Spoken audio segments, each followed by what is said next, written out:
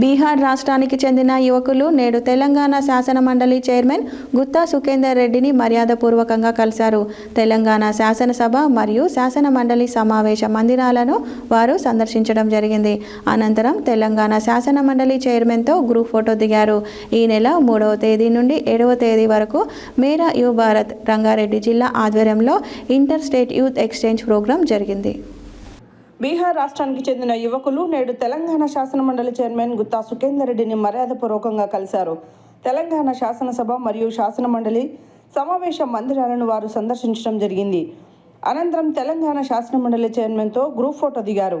ఈ నెల 3వ తేదీ నుండి 7వ తేదీ వరకు యువ భారత్ రంగారెడ్డి జిల్లా ఆధ్వర్యంలో inter state youth exchange programme జరిగింది. తదనంతరం వారు తెలంగాణ లెజిస్లేచర్ సందర్శనకు వచ్చారు. బీహార్ యువతతో మాట ముచ్చట సందర్భంగా తెలంగాణ శాసనమండలి చైర్మన్ గుత్తా సుఖేందర్ రెడ్డి మాట్లాడుతూ, యువతనే దేశానికి వెన్నెముక అన్నారు.